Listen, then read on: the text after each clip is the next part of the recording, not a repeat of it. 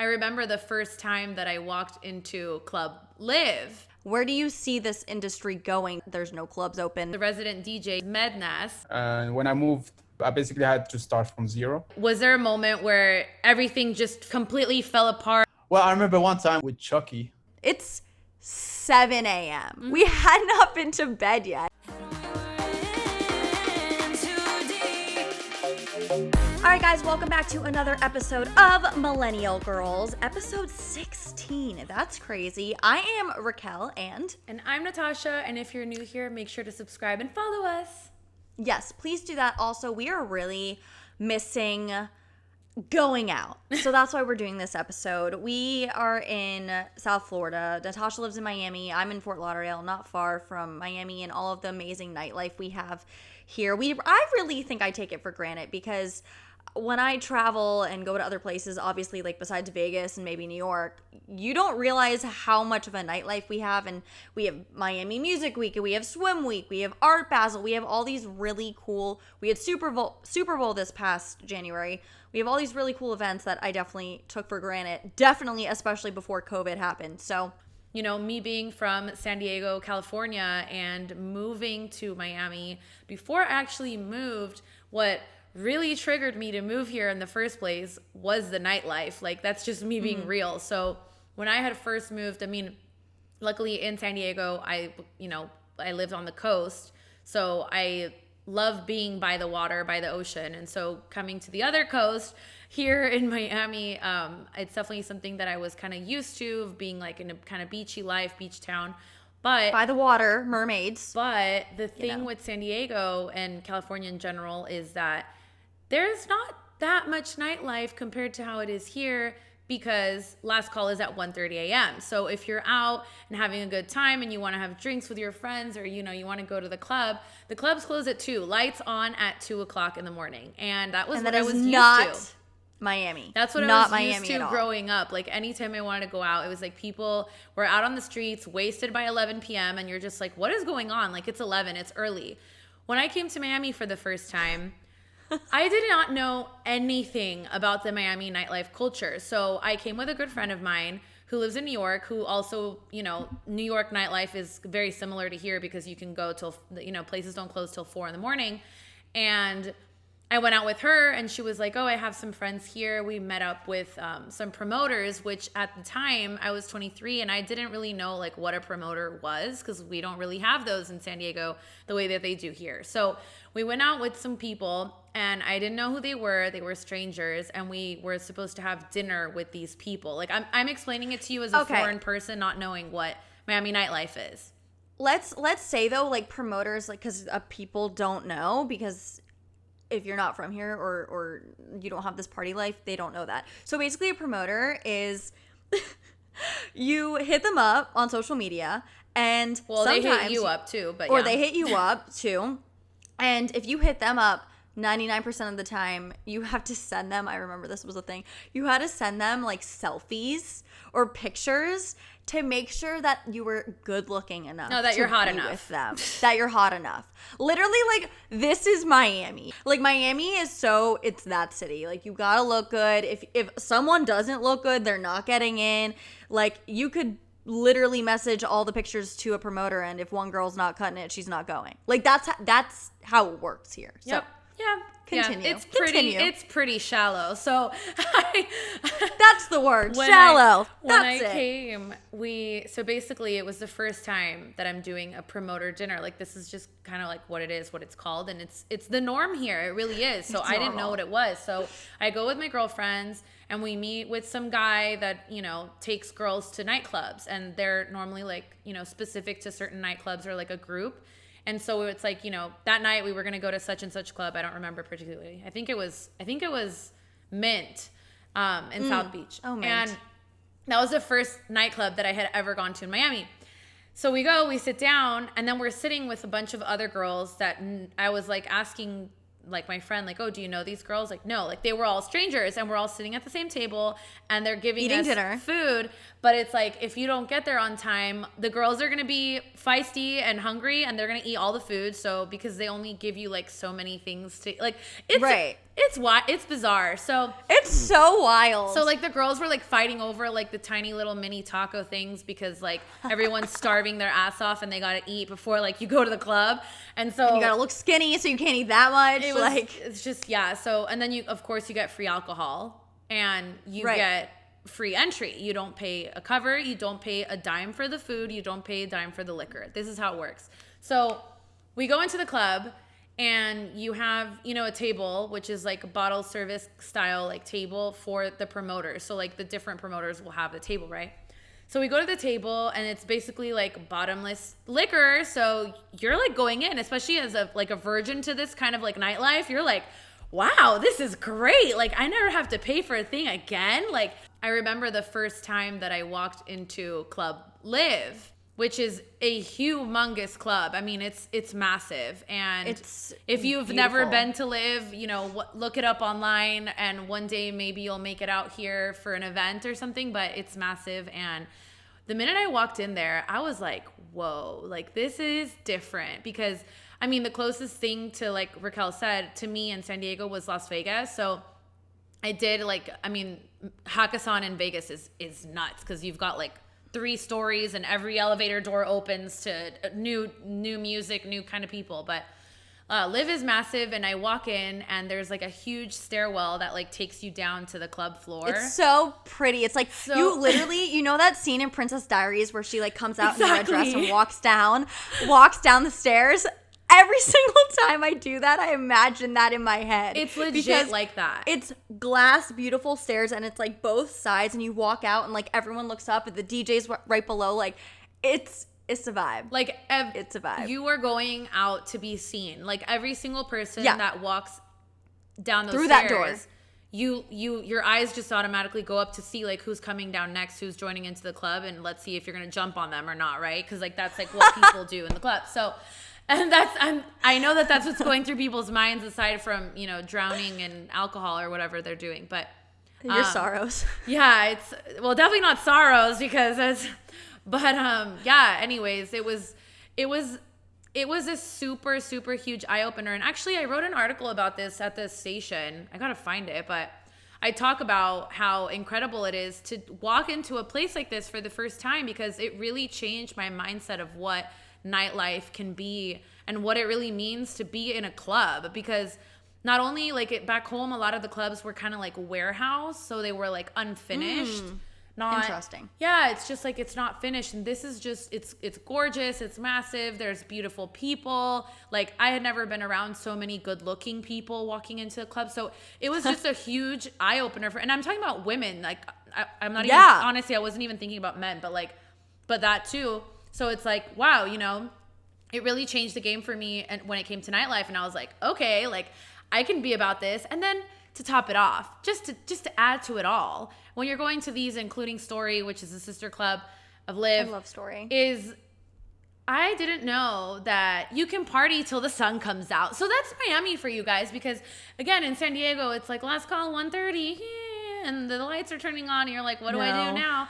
No, here you go until the club closes, which is 4 or 5 o'clock in the morning. And then if you're really feeling like it, you're going to go to Club 11 after, which is sort of a gentleman's club, but nightclub. Never again.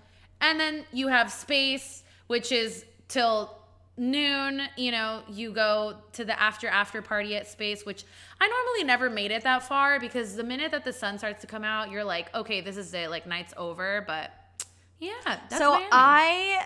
I've never been to Space. You haven't? No, I've never been to Space. I know. Oh my God. Because mind you, also when you go to these clubs, like let's say whoever Loud Luxury, just because we've seen them a million times there. Let's say that they're at LIV, which they're there a lot. They don't go on stage until 1:30 in the morning. So that's if you're going with a promoter, you have to get there at like 10:30, 11, which is so long before. And then finally they come on at like 1:30, 1:45. But like we said in our episode about New Year's, Marshmello didn't go on until 3 a.m. Oh my God. So then, yeah, like honestly, now that I'm really saying these words out loud, we're like low-key crazy. But it's fine. And then you go to the after party. And I remember being at an after party one time and I looked at Cassie, my friend Cassie, and I was like, we have to check out of our hotel at 11. It's 7 a.m. Yep.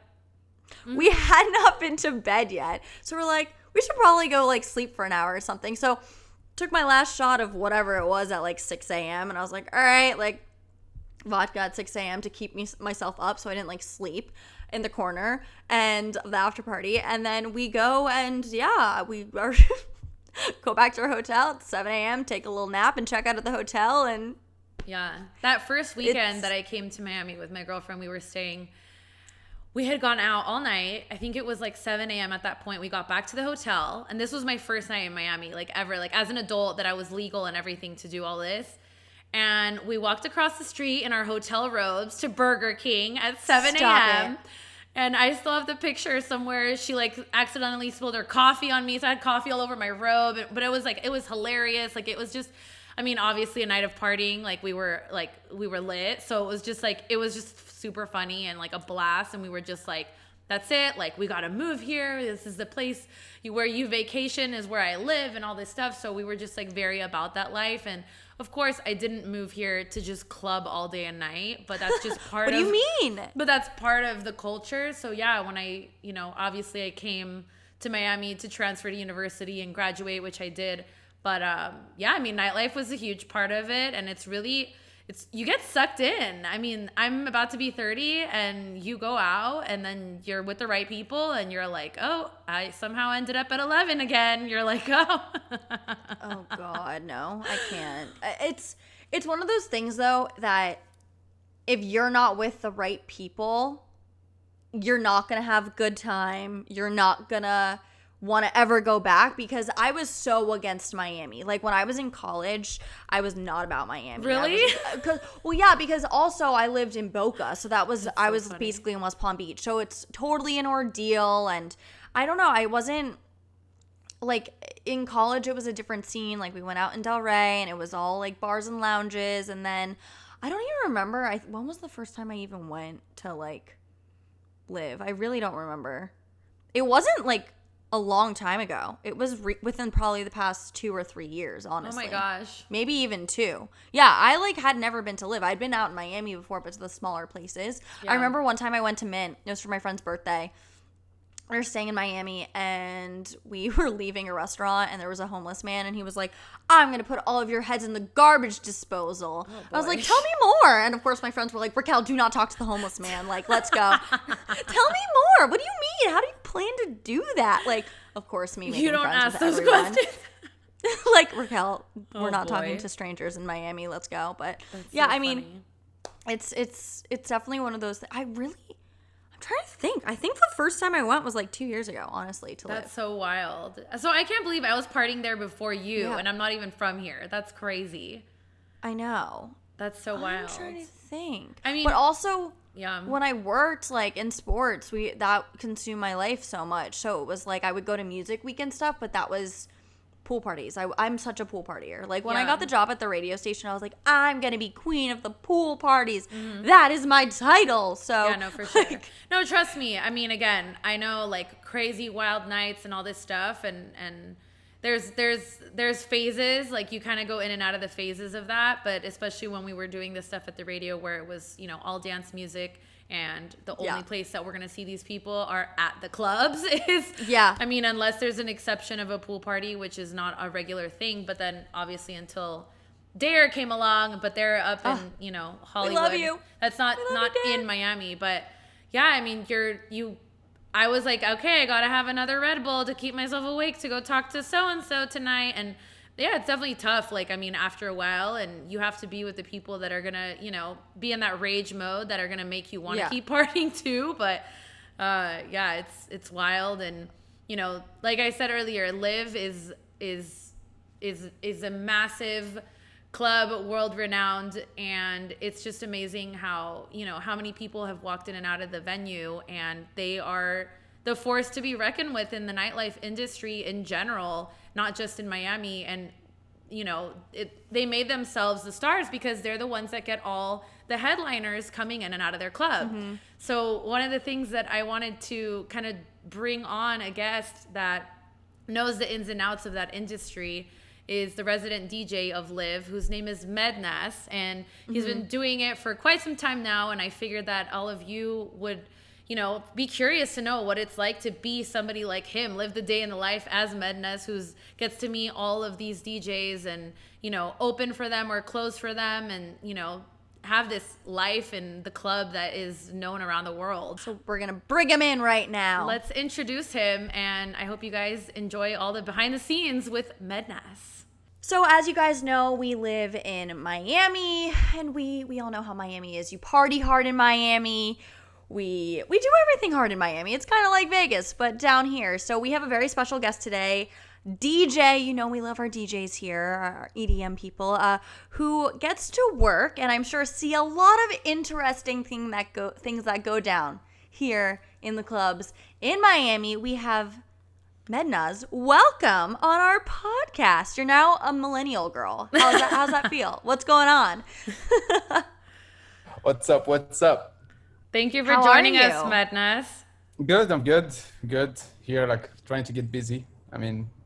Keep busy with what's going on, making music. I basically locked myself for the past months Oh my gosh. to catch up with music and produce more and more. But I think I got to a point where I saturated, so I needed a couple of days off. Do a little Well, break. that's so funny that you say that, because when we were first going into quarantine and we were talking to everyone we talked to, everyone was like, this is the best thing that could happen because we're going to lock ourselves in our studios and not come out for however long and create all this new music. But then there's the opposite side of it. So now it's been 5 months and you've had too much of that. So how has that been, other than now you're taking a mental break because you need it? Were you kind of creating so much right now that you have all this new music that you're going to be able to put out, or have you been kind of working on one track specifically and then the next and there's only 2 new tracks? How's that kind of been happening? I wasn't too disappointed. I was you know what, I'm gonna use this time to make more music. But the fact that you don't know exactly when things are gonna get back to normal, you start not freak out, but you just don't know how long you're gonna be doing that. So I just decided to finish all the music I had, some old projects I had from last year that I never got to finish. The creative side of things, sometimes you need a break because you just shut up. Who is that? Who is your friend right here? That's my little dog. Hello! What's his or her name? Her name is Uchi. Uchi. She my loves gosh. attention. So now that I'm not giving her, She's a millennial girl too. at some point, you need a break because you're not productive, and there's no point of forcing yourself. Mednas, we actually, the 3 of us all met at the radio station that we were working for, and Mednas has a weekly show, a mix show that he has go on at the station. So that's how I had actually gotten in touch with him originally, because we were just trying to go back and forth with, posting things on social media or trying to do new projects. And I said, hey, Mednas, we have a podcast right now. Why don't you jump on? Because I'm sure that so many people would love to know what it's like to be you, because you are the resident DJ of the club LIV here in Miami, which is one of the top clubs in the world. So tell us about how you got that gig. I moved to Miami in 2008. I basically had to start from zero because nobody knew me, even though I had decent gigs in Europe and Morocco. I moved down here. I started DJing small places, small clubs, and little by little, I started networking, and then I started getting more gigs. Back then, it was an Opium Group where I was DJing at Set, Mansion, Mokai. Yeah. I started doing more often this party at Set. It was called Sundance. It was the best party on the beach at that time. When I came from Europe, I had this style which Tech House was kind of a little bit underground, more underground for Miami. Miami was more more electro-ish. So it was hard for me like to get gigs because people were more into like electro and like more hip hop open format. 2 years later, like 2010, when EDM spiked, that's when I made my move to Arcadia at that time, which was like the small sister, live sister with like now they turned it into a restaurant. Eric Morillo wanted to start like a new party called Subliminal Session. That's like how I became, resident there. And then Dave Grothman didn't have a resident at LIV, like a house DJ. They used to have like an open format DJ that did the warm up for house DJs, and it wasn't working well. So they decided to put me on Saturdays at LIV, and they liked me, and I've been there for like now 10 years. That's amazing. Wow. That's it. And it's amazing how, again, like you were not born and raised in Miami, but you still, got yourself to this position, right? Which I'm sure so many people wish that they could be the resident DJ of a club like this. Absolutely. It wasn't easy because first of all, like you come, like you're the new guy in town, and then you have the locals, you respect the locals. You don't want to like take over someone's gig or anything, so like I just, I was patient. I waited for my turn, and when I got like, the opportunity, I took it. For that to be your job for 10 years, I mean, that's a hard job. People think I'm sure people, think you just stand there and DJ, but that's not the case at all. It's kind of like when people are like, oh, you just stand there and talk on the radio. Like, no, that's not how that works. You've got to be prepped, and, things go wrong. And there's so many other aspects that go into things like this. So I can only imagine the stuff you've seen and overcome being at LIV for 10 years. I mean, you have to improvise sometimes, like it's like some people, they see like the DJ, like you just come and play like a couple of hours and leave, but they don't see the amount of hours you put before showing up to the gig, like making like for my case, I like I produce my own music, I edit, I remix music, I look for music, like it's time consuming. Sometimes it takes me like a week, the whole week, looking for new music just to to bring something fresh and not always play the same things, because I get bored. And if you have someone who comes every weekend and like hears your set and like, you're always playing the same thing, it doesn't look good. That's something that I've always wondered too, like as a resident DJ, like especially when I've watched somebody like Carl Cox, where he has a residency and he beats up for years and years at the same club. I'm like, wow, like to play hours and hours of music, and then this is a nightly thing. I mean, you have to be so innovative to be able to keep it, like you said, fresh for that amount of time. Is there a moment that you had when you were there over your past 10 years that you're like, whoa, this is still what I get to do? Because I feel like one thing we don't express enough in our field and yours is we are very lucky, and I know we're both very grateful to be able to be doing what we're doing, and I'm sure you feel the same way, not even being born and raised here, especially in Miami. So is there a specific moment, whether it be with a huge DJ that you met or you got to open for or anything of that nature, where you said to yourself, this is it, like I'm getting to do what I wanted to do and I'm achieving it and I've just got to keep it going? I mean, there are a couple, probably like Calvin Harris, Kaskade, Avicii. Wow. Those are like one of like the best nights, when dance music was like at its top here in Miami. I mean, all over the US, DJs all over the place, like every time there's a new DJ and people were excited, to discover there's like this new DJ. I remember like Avicii when like nobody knew him, and like and Hardwell played for me at my party here in Miami. Like the first party I did at Sagamore during WMC, and him and Avicii, Chocolate Puma, all these guys like played and nobody knew them. Wow. Like here in Miami. Like when they became like superstars. Like you just it's like it's a weird feeling, but I mean it's a good experience too. I mean it's a weird feeling in a good way.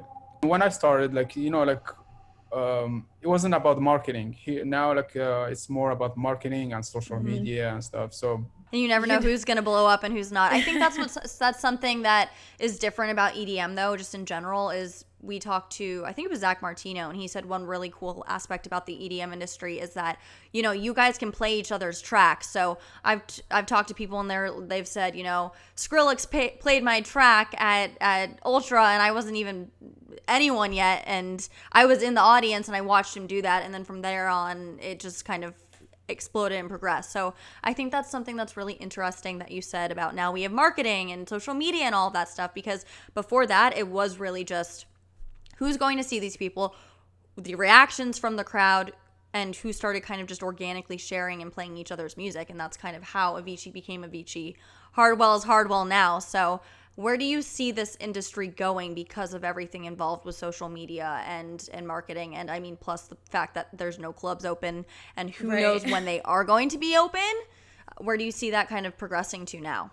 I think it's gonna get, you know, better and better after this lockdown, because actually people took a break and took a step back, and then, you know, maybe it took time to make more like quality music. Mm-hmm. So I think we're gonna have a lot of quality music once we get back to normal, and I think it's good. It's gonna be like a big booster, especially that people have been, you know, locked for like a couple of months and stuck inside, waiting. Yeah, they're just waiting for, you know, things to get back to normal, and I think we're gonna have like a blast, probably like by next year. You know, like it's gonna give like 10x boost to the industry. I'm really curious to see how it's going to evolve, especially when it comes to dance music, because I was just watching this past weekend again the whole Tomorrowland virtual reality, and I was watching a bunch of sets from that because a friend of mine, she had gotten a ticket for Tomorrowland online, and it's amazing, it's incredible how, you know, something like this, it looks real. I don't know if you were able to catch any of the Tomorrowland sets, but it looks real, aside from like some Sims that have like long sleeve shirts that you would never really see in the crowd. But you're like, but yeah, I mean it looks real, but it will never replace the fact that you're like because the energy that you feel in a festival, whether you're the artist or, you know, you're in the crowd, it's completely different. Yeah, of course. Something that you cannot like replace, you know, with something virtual. Like even if I don't know, if they try VR or something like, I mean, I don't know. Yeah, that's what I'm saying. I'm super curious to see how it evolves, especially with the younger generation. I think because for all of us, I mean, of course, you like you said, 10 years ago when you were playing back in Europe, and it was a completely different thing, pre-marketing, pre-social media, and it was just all about the music. I mean, who knows what the future holds with this, because even watching the Tomorrowland sets, I mean, the DJs are on a stage with no crowd. So it's so crazy to see how you are even able to force yourself to play to essentially no one. But I mean, obviously in your mind, you know that there's going to be people watching online and thousands of them, but I mean, yeah, but it's not that like you don't feel the energy, you know, like exactly. I mean, when you're in the club, when you DJ at the club or DJs like any venue, you feel the crowd's energy, you know. That's what gives you like a gauge, first of all, for what you're playing. You said, I mean, yeah, how do you gauge? It gives you more direction for the track, you know. If you see the energy going like you know, like you going into a direction, and then the energy is going crazy, you know, like how to keep it going, you know. Yeah, you guys are kind of, if you're doing it virtually, now that you're saying this, it's kind of just like pressing play and hoping for the best, because you literally don't know what direction you're going in. I didn't even think about that too, because I mean, obviously even watching any of the like late night shows on TV, there's no audience, and it's so awkward to watch. So I can only imagine how you guys feel as DJs, literally being like, put your hands up. And there's no one. Okay. No, for me, music is some way of communication, you know. That's like, you know, like a language or anything, you know. Totally. So if you talk into a mirror, you're not gonna feel the energy of like. There's no communication at that point. You're talking to yourself. Talking to someone, you know. I have a couple questions for you, Mednas. While you're playing, let's say at LIV, was there a moment where everything just completely fell apart, sound or like stuff going wrong, like that you can remember? Yeah, a couple of times actually. Like we had you know, like LIV, if the the fire alarm goes off, the music goes off. Like you build your set and you have the energy at certain level, and then the alarm goes off and then it kills it. Like, there was one time where it happened, I think like 5 times. Oh no. And imagine like every time like you build and like the crowd, like, you know, and every time you have to, when the, you know, the sound comes back, you pick it up like a notch. So you pick it up like even more.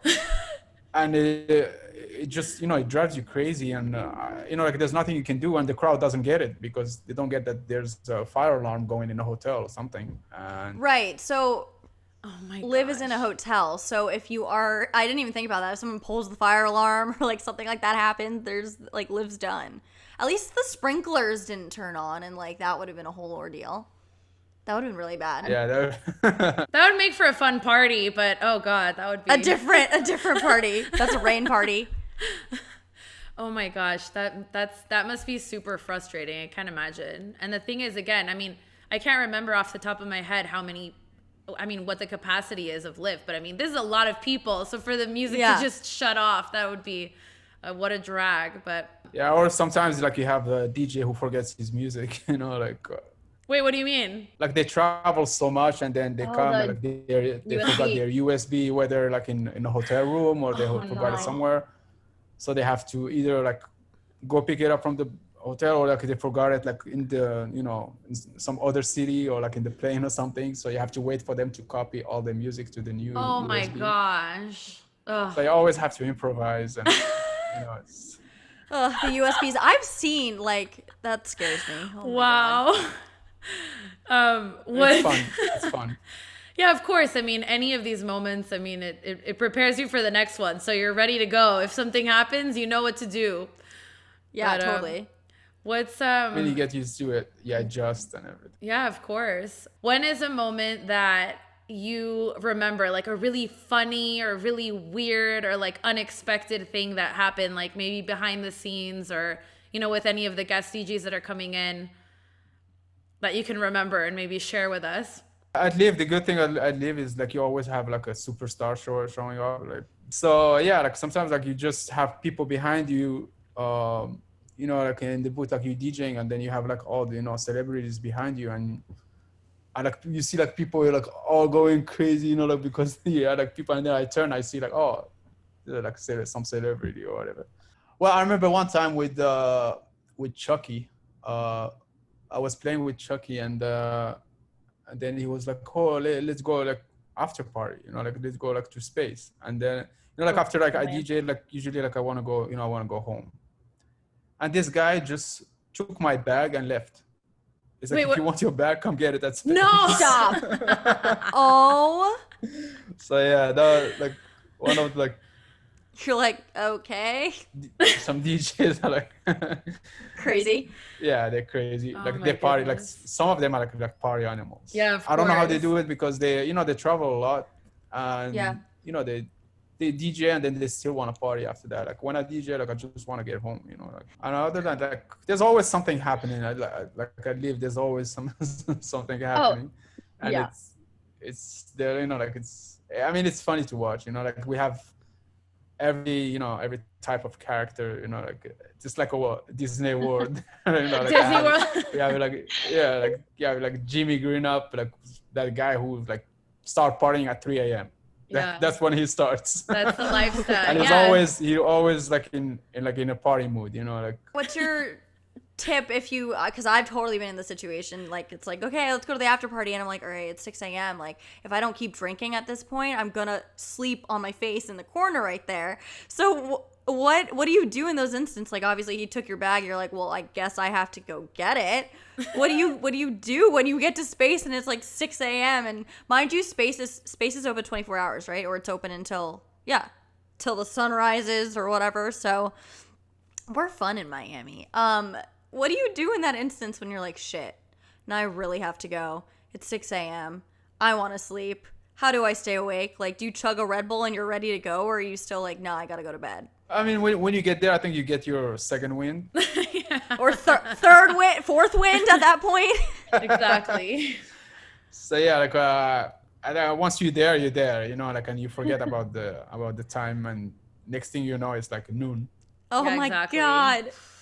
Next thing you know that you're like, it's lunchtime. Wait, I mean, I got to yeah, work. I got to work at 10. What? That's what Miami does to you. That's all I have to say. Because being not from Miami either, and I know I'm sure in Europe you have obviously crazy parties too, but I'm from San Diego, and in San Diego, last call is at 1:30 a.m. normally, so everybody's drunk by 11 p.m. And I was just talking to somebody actually from Group Hospitality, which is the group that runs LIV, and he was saying how he was in California, and it's like, I'm just getting ready and it's 1 o'clock and it's last call already. And I'm like, yeah, that sounds about right. It's not Miami. Yeah, people, I'm from down here, so I've always known the whole deal. So it's so funny because obviously if you go out in like West Palm, it's completely different. But normally when I go out to Miami, I get a hotel room. Like I'm ready to, we're prepared. You're for ready that to rage. life and that night.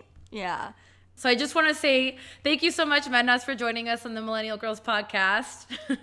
Yes. You guys, he's awesome. You got to go listen to his stuff. Plug your social media, please, so everyone can find you. At Instagram and Twitter at Mednas, Facebook at Mednas Music. Yeah, I guess that's it. All right, guys, you got to go follow Mednas for sure. And, of course, you've got to follow us, Millennial Girls, Millennial_girls on Instagram. We're on Twitter. We're on YouTube. We are on everything. So you can find us. And, of course, our website. Like, subscribe, all that good stuff on YouTube if you're listening there. Ring the bell. Yes, just follow us. And we would always, we always appreciate and love the reviews that you guys have been leaving or any comments relating to the stories that we're talking about. Yes, so we will catch you guys next time. As we say here, peace, love, unicorns. Peace, at love, Millennial unicorns. Girls. Bye, guys.